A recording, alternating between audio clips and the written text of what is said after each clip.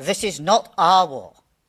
We will not be drawn into the conflict. Before President Trump posted about his supposed negotiations with Iran on Monday, traders made hundreds of millions of dollars of extra bets on oil futures. This looks like corruption of the very worst kind.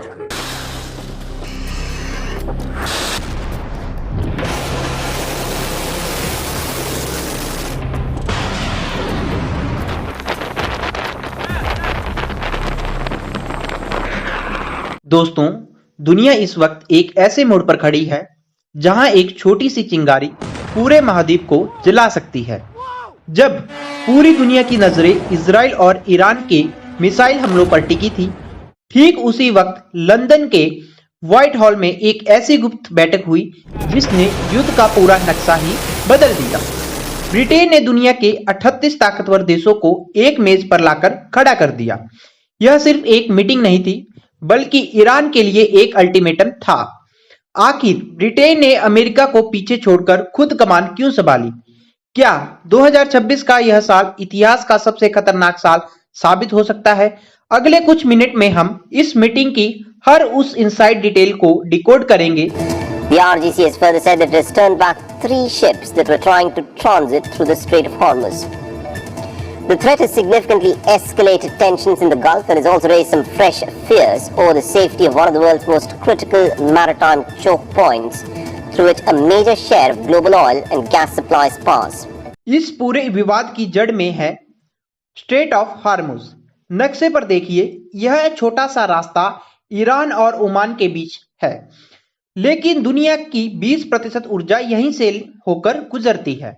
Iran ने साफ कर दिया है कि अगर Israel के हमले नहीं रुके तो वह इस रास्ते को पूरी तरह से ब्लॉक कर देगा।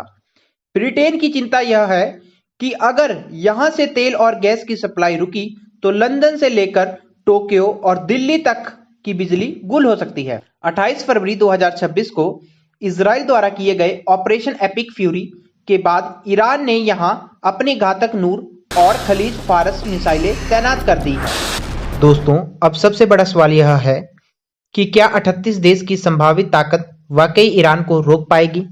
मिलिट्री एक्सपर्ट्स का मानना है कि ब्रिटेन अब अपनी सॉफ्ट पावर को छोड़कर हार्ड पावर दिखाने के मूड में है। अगर यह गठबंधन हकीकत बनता है तो समुद्र में एक आयरन कर्टेन बिछा दिया जाएगा। ईरान के पास दुनिया का सबसे बड़ा ड्रोन बेड़ा है। उनके पास ऐसे छोटे सस्ते ड्रोन हैं जो करोड़ों डॉलर्स के युद्ध पोतों को नुकसान पहुंचा सकते हैं।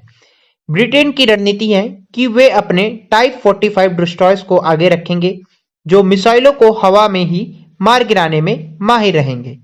लेकिन क्या 38 देश की यह संयुक्त सेना ईरान की गुरिल्ला वारफेयर का सामना कर पाएगी? यह समुद्र की सतह पर होने वाली अब तक की सबसे जटिल लड़ाई साबित हो सकती है। अब बात करते हैं अपने भारत की। भारत के लिए यह स्थिति आग के दरिये पर चलने जैसी है। हमारा 80% तेल और भारी मात्रा में गैस इसी रास्ते से आती है। अगर हार्मुज में तनाव बढ़ता है तो भारत में पेट्रोल डीजल की कीमत आसमान छू सकती है, जिससे महंगाई आम आदमी की कमर तोड़ देगी। सूत्रों के मुताबिक भारत इस वक्त वेट एंड वॉच की नीति अपना रहा है। भारत ने हमेशा शांति की बात की है, लेकिन अगर हमारे व्यापारिक जहाजों पर खतरा बढ़ा तो भारतीय नौसेना को अपनी सुरक्षा के लिए कड़े कदम उठाने पड़ेंगे। क्या भारत ब्रिटेन के इस गठबंधन का हिस्सा बनेगा या भारत अपनी अलग राह चुनेगा? यह भारत की कूटनीति की सबसे बड़ी अग्नि परीक्षा है। इस पूरे खेल में 2 ऐसे खिलाड़ी हैं जो खामोश है लेकिन बहुत ताकतवर, रूस और चीन। ईरान को रूस से सैन्य तकनीक और चीन से आर्थिक सहारा मिलता है। अगर ब्रिटेन और ये 38 देश ईरान पर किसी भी तरह का हमला या बड़ी नाकाबंदी करते हैं तो क्या पुतिन चुप रहेंगे? चीन के लिए भी यह रास्ता बहुत जरूरी है, क्योंकि उसका बहुत सारा व्यापार इसी रूट पर होता है। जानकारों का कहना है कि अगर मामला बिगड़ा तो यह जंग सिर्फ मिडिल ईस्ट तक ही सीमित नहीं रहेगी, यह वेस्ट बनाम ईस्ट की एक बड़ी जंग में बदल सकती है। ब्रिटेन की यह 38 देशों वाली पहल दरअसल इसी तबाही को रोकने की कोशिश कर रहा है। वे चाहते हैं कि ईरान को यह एहसास कराया जाए कि रास्ता बंद करने की कीमत उसे बहुत भारी पड़ेगी। लेकिन क्या दबाव की यह राजनीति काम करेगी या ईरान और भी ज्यादा आक्रामक हो जाएगा? अंतर्राष्ट्रीय खबरों की ऐसी ही गहराई के लिए हमारे चैनल को सब्सक्राइब करें। मिलते हैं अगले वीडियो में। जय हिंद।